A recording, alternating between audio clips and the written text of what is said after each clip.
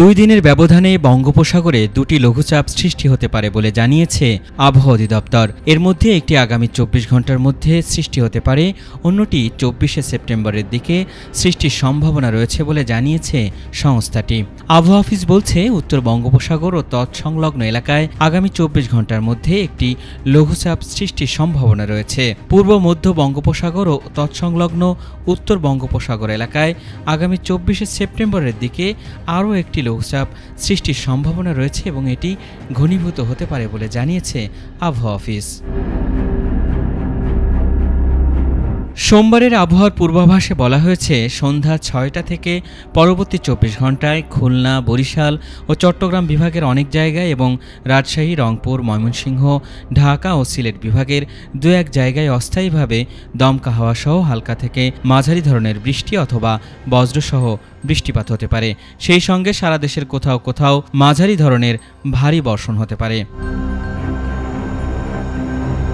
এছাড়া আগামী কয়েকদিনের আবহাওয়ার পূর্বাভাসে বলা হয়েছে, মঙ্গলবার সন্ধ্যা ৬টা থেকে পরবর্তী ২৪ ঘন্টায় ঢাকা, খুলনা, বরিশাল, চট্টগ্রাম ও সিলেট বিভাগের কিছু কিছু জায়গায় এবং রংপুর, রাজশাহী ও ময়মনসিংহ বিভাগের দু এক জায়গায় অস্থায়ীভাবে এলএমই সার্টিফাইড বিশ্বসেরা কপারে তৈরি ওয়ালটন কেবলস, যা আপনার স্থাপনাকে রাখবে সব সময় নিরাপদ। দমকা হাওয়া সহ হালকা থেকে মাঝারি ধরনের বৃষ্টি অথবা বজ্রসহ বৃষ্টিপাত হতে পারে। সেই সঙ্গে সারা দেশের কোথাও কোথাও মাঝারি ধরনের ভারী থেকে ভারী বর্ষণ হতে পারে। এছাড়া সারা দেশে দিন এবং রাতের তাপমাত্রা প্রায় অপরিবর্তিত থাকতে পারে।